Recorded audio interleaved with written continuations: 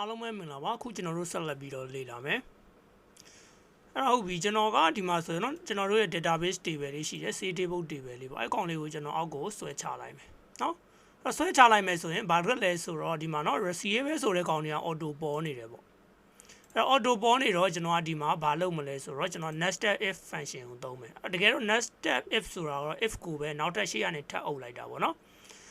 ဒီမှာဆိုလို့ရှိရင်เนาะ product ကသာ discount နဲ့ညီလို့ရှိရင် discount allow လို့ဖော်မယ်ပြီးတော့အဲ့လိုမှမဟုတ်ဘူး value is false ဆိုလို့ရှိရင် receive နဲ့ဖော်မယ်အဲ့တော့ကျွန်တော်ကရှေ့ရနဲ့နောက်ထပ် if လေးတစ်ခုထပ်အုပ်လိုက်မယ်เนาะ if if ပေါ့เนาะအဲ့ဒီ product ပေါ့เนาะအဲ့တော့ product ဆိုတော့ဒါလေးကို copy ကူးလိုက်မယ် control C control V အဲ့ဒီကောင်ကသာပေါ့เนาะequal ဆိုပြီးတော့ double ကုတ်လေးနှစ်ခုပေါ့နော်အဲ့တော့ double ကုတ်လေးနှစ်ခုကဘာကိုရည်ညွှန်းတာလဲဆိုတော့ဘလာဘလာဆိုတော့ရည်ညွှန်းတာပေါ့အဲ့တော့အဲ့နေရာမှာဒါဘာမှမရှိဘူးဆိုတော့တဲ့ဒါ logical တက်ပေါ့နော်အဲ့နေရာမှာဒါဘာမှမရှိဘူးဆိုလို့ရှိရင်လည်းကျွန်တော်တို့ကဘာပေါ်မလဲဆိုလို့ရှိရင်ဘလာဘလာလို့ပေါ်မယ် comma အဲ့လိုမှမဟုတ် value is false ဆိုတဲ့နေရာမှာနောက်ထပ် logical တက်နဲ့ခုနက if function ကိုနောက်ထပ်တစ်ခါဆက်ပြီးတော့သူကအလုပ်လုပ်မယ်ပေါ့အဲ့ဒါပြီးမှကျွန်တော်ဟိုနောက်ဆုံးမှာ green လေးပေးလိုက်မယ်โอเคဒါဆိုရင် तू อ่ะเนาะမပေါ်တော့အဲ့လိုပုံစံလေးကျွန်တော်တို့ကအလုပ်လုပ်လိုက်တယ်เนาะဒါ nested if ကိုအုပ်လိုက်တယ်အုပ်ပြီးတော့မှဒီကောင်တွေကိုကျွန်တော်တို့က hide ထားလို့ရပြီเนาะ hide ထားလို့ရပြီဒါလေးတွေကိုကျွန်တော် hide ထားလိုက်မယ်အဲ့လိုပဲဒီ serial number ဆိုလို့ရှိရင်လည်းเนาะအဲ့လိုဒါအုပ်မယ်ဆိုရင်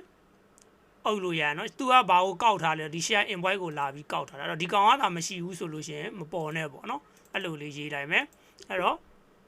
if if ပေါ့เนาะဒီ invoiceနော်အဲ့တော့ C5 ပေါ့နော် C5 ကိုရေးလဲရတယ်နော်ဒါမှဒီမှာ C5 ရေးလို့ကျွန်တော် C5 လေးရေးရမယ် C5 ကဒါတဲ့ is equal to ဘလာဘလာနော်တပည့်ကုတ်လေးနှစ်ခါကုတ်လိုက်တယ်အဲ့ကောင်ကသာပေါ့နော်ဘလာဘလာဆိုလို့ရှိရင် comma value 2ကိုရောက်တယ်အဲ့တော့ value 2မှာဘာထွက်မှာလဲဆိုတော့ဘလာဘလာ comma နော် value 4ဆိုတဲ့နေရာမှာနောက်ထပ်ဒီ count if function ကိုလာပြီးတော့စားသွင်းလိုက်တာပေါ့အဲ့ဒါပြင် green လေးပိတ်လိုက်မယ် okay နော်ဒါဆိုရင်အခုလိုပုံစံလေးရရှိမယ်ပေါ့ဟုတ်ကဲ့ပါဒါကတော့ကျွန်တော်က nested if function လေးကိုကျွန်တော်တို့ကเนาะဆက်ပြီးတော့သုံးလိုက်တာပေါ့အဲ့တော့ဟုတ်ပြီကျွန်တော်အဲ့ဒါကြံတဲ့ debug တွေပါမှာเนาะအလိုလေးလုပ်လိုက်မယ်အဲ့တော့ဒါလေးတွေကိုကျွန်တော်ကဆွဲချလိုက်မယ်เนาะအဲ့တော့ debug တွေကိုเนาะမိမိစိတ်ကြိုက်ဖန်တီးလို့ရတယ် style နေเนาะ format တွေကိုတော့လေးကို clear လုပ်လိုက်မယ်ဆွဲချပြီးမှအဲ့လိုပဲဒီကောင်ဆိုလို့ရှိရင်လည်းရှေ့ရနဲ့ if နဲ့အုပ်မယ်เนาะ if if ပေါ့เนาะdowngrade exclamation PRO เนาะ product downgrade လေးတွန်ပေးလိုက်မယ်အဲ့ဒီကောင်က equal ဘလာဘလာဆိုလို့ရှိရင် comma ဘလာဘလာ comma เนาะ value is false ဆိုတဲ့နေရာမှာဟောနောက်ထပ် if function ပေါ့เนาะ if အဲ့ဒါမျိုးဟိုနောက်ဆုံးမှာ green လေးပေးလိုက်မယ် okay เนาะအဲ့ရပြီပေါ့ဒီမှာဆိုရင် serial number ဒီကြားထဲမှာပါတယ်เนาะဟောဒါ measure serial number ကဘယ်မှာရောက်သွားလဲ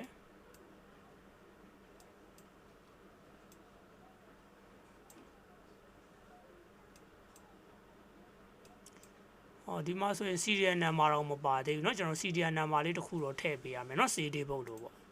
သူကเนาะ unit of measure မှာစီเนาะ senior နာမည်ပါတယ်အဲ့တော့ကျွန်တော်ကဒီကောင်လေးကိုပဲ copy ကူးလိုက်တော့မယ်เนาะ control C copy ကူးပြီးတော့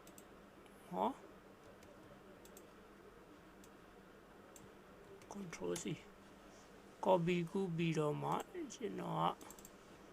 ကအဲ့မှာသူက unit of measure မှာပေါ့အဲ့ကောင်လေးကို insert လုပ်လိုက်မယ်လုပ်ပြီးတော့မှဒီမှာเนาะ clear တွန်လုပ်လိုက်မယ်เนาะဒါလေးတို့ clear လုပ်မယ်အဲ့တော့ data validation အဲ့တော့ဒီမှာ clear ဆိုတာလေးရှိတယ်ပြီးတော့မှခုနကကူးထားတဲ့ဟာလေးကိုကျွန်တော်ကချလိုက်မှာအခုလိုပုံစံလေးပေါ့เนาะ C ပေါ့เนาะ SERI yes series number ပေါ့เนาะဟုတ်ပြီအဲ့လိုပဲ purchase table ဆိုလို့ရှင်လည်းဒီကောင်ပါလာ unit တော့မယ်เนาะ UM နောက်မှာ series လေးထည့်မယ်အဲ့တော့ဒီမှာပေါ်နေတဲ့เนาะ data validation တွေကိုကျွန်တော် clear လုပ်မယ် data တွေက validation clear လုပ်လိုက်မယ်အဲ့ဒီမှာခုနကကူးခဲ့တဲ့ဟာလေးเนาะ okay ဒီမှာဒါဆိုရင်ကြာသွားပြီအဲ့တော့ဒါလေးကိုဆွဲချကြည့်လိုက်ဟုတ်ပြီအဲ့တော့ဒီမှာ if နဲ့အုပ်မယ်เนาะနောက်ထပ် if function တစ်ခုနဲ့အုပ်မယ်เนาะ if ပေါ့เนาะ downgrade exclamation PRODCT product တောင်းဝင်လေးတွေ့ပေးလိုက် equal comma တပည့်ကုတ် comma ဟိုနောက်ဆုံးမှာခွင်းလေးပေးလိုက်မယ် okay ပါမှလာရည်လည်းမသိဘူးเนาะဒီမှာဆိုလို့ရှိရင်အော်ဒီမှာ if မပါတော့လို့เนาะ if okay ရပြီเนาะဟုတ်ပြီအဲ့တော့ purchase တွေပို့ရအဲ့တော့ purchase return တွေပေါ့เนาะ purchase return တွေပို့ကိုလည်းအဲ့လိုလေးပဲလုပ်လိုက်မယ်ဒီမှာ data တွေကိုသွားမယ် data validation နဲ့ clear all ကိုလုပ်လိုက်မယ်ပြီးတော့မှ control v เนาะ okay ဒီကောင်က if ကိုเนาะကျွန်တော်တို့ကเนาะကောင်းတဲ့တွန်ပြီးတွဲသုံးတာပေါ့ဒီမှာဆိုလို့ရှိရင်ပြီးတော့မှဒီ share ကောင်ကတော့ nested if ပေါ့เนาะကျွန်တော်တို့က if ကိုထပ်ပြီးအုပ်တာပေါ့ if တောင်းဝင်လေး PRODUCT product တောင်းဝင်လေးနဲ့အဲ့ကောင်က equal to ဘလာဘလာဆိုရင် comma ဘလာဘလာ comma နော်ဂွင်းလေးပေးလိုက်မယ်ဟော if ကနော် if ကဒီမှာနော်တောက်သွားနော်အဲ့ဒါလေးသတိထားပါ if ဟုတ်ပြီရပြီပေါ့နော်အခုလိုပုံစံလေးဒီကောင် series နော် series series ဒီကောင်လဲ series ပဲ series series ဟုတ်ပြီနော်တရားတော့ frame လေးကတော့เนาะကိုဒီမှာဆိုရင်ကျွန်တော်เนาะဒီဘက်က python table လေးကိုအခုလိုပုံစံလေးပေါ့เนาะ setting ချလိုက်တယ်ပေါ့အဲ့တော့ဒါဒီ setting ချတဲ့ဟာလေးကိုတွန်ပြီးတော့တွားပေးမယ်အဲ့တော့ဒီကောင်လေးเนาะဒီကောင်လေးကိုကျွန်တော်က hide ထားလိုက်တာအဲ့တော့ကျွန်တော်ကဒီကောင်ကိုအပေါ်တင်လိုက်တာเนาะဒါလေးကိုအပေါ်တင်လိုက်တယ်တင်ပြီးတော့မှဂျားတဲ့ကဒီကောင်เนาะအကောက် receive ဆက်အကောက်ဆိုတဲ့ကောင်လေးကိုကျွန်တော် filter မှာ hide လိုက်တယ်เนาะ hide row လေး hide လိုက်တာပေါ့တကယ်တမ်းတော့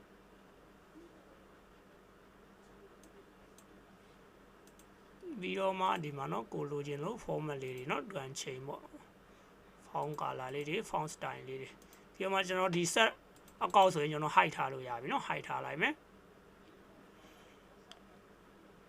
အဲ့တော့ကျွန်တော်တို့ကစရင်းသွင်းတဲ့အခါမှာเนาะဒီ formula တွေအောက်ကို auto fill နဲ့ဆင်းမဆင်းတော့အဲ့ဒါလေးတော့သတိထားမှာပေါ့เนาะဒါလေးတွေ hide မယ်ဆိုလဲ hide ထားလို့ရတယ်เนาะဒါတွေကကိုကအတိဆုံးထွက်မှာဒီ series ပါလေဆိုလဲ hide ထားလို့ရမယ်အဲဒီ measure တွေပါလဲ hide ထားလို့ရမယ်ဒီမှာเนาะ total quantity ကမှားတယ်เนาะ equal ဒီကောင်ကထားပါတော့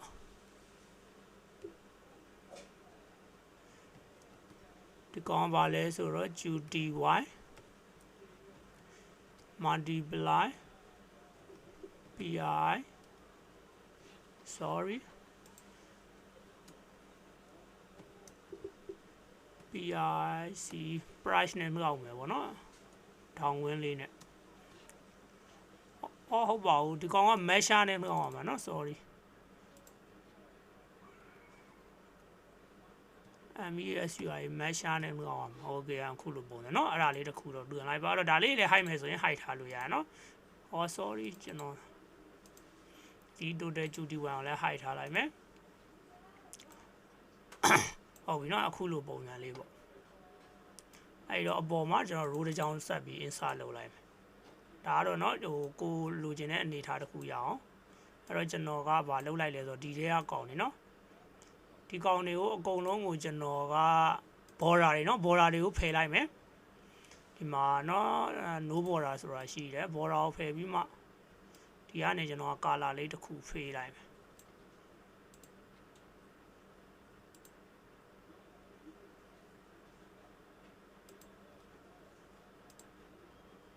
လို့ပဲ control လေးနဲ့เนาะကိုလိုချင်တာလေးတွေတွဲပြီးတော့နှိပ်လို့ရတယ်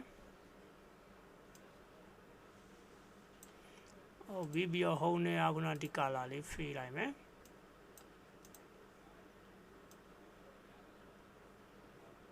ပြီးတော့ဒီမှာလည်း color လေး fade လိုက်မယ်ပြီးတော့ဒီခေါင်းစဉ်ပေါ့เนาะ header row လေးကိုတော့နည်းနည်းလေးထားပါတော့ကျွန်တော်တို့နှလုံးထဲမှာပေါ်တော့အောင်เนาะအခုလိုပုံစံလေးပေါ့เนาะလှုပ်လိုက်ဟုတ်ပြီဒါလေးနည်းနည်းလေးခြုံကြည့်လိုက်ဒါတော့ကျွန်တော် invite ကိုတွန်စစ်လို့ရမယ့်နေရာပေါ့เนาะ ခါလေဒီမှာကျွန်တော် border line တွေဘာလို့မထည့်တော့လဲဆိုတော့ကျွန်တော်တို့ကပိုင်မော့ table ကနေเนาะခါလေ auto fill လုပ်တဲ့ခါမှာ border line တွေကပါတဲ့ခါတွေပါတယ်မပါတဲ့ခါမပါဘူးကြည့်ရဆိုမှဆိုလို့ဒီပုံစံလေးလုပ်လိုက်တာပေါ့ဟုတ်ကဲ့ပါဒီ for ဒီเนาะ invoice style လေးကတော့မိမိစိတ်ကြိုက်တွင်လည်းဖန်တီးပါပေါ့เนาะကျွန်တော်တို့ချက်မဲ့ဟာပေါ့เนาะစည်ရင်းတွင်စစ်မဲ့ဟာဟုတ်ကဲ့ပါကျွန်တော်နောက်သင်ခန်းသားတွေမှာတွင်လည်းစုံတွေ့ပါမယ်အားလုံးကိုကျေးဇူးတင်ပါတယ်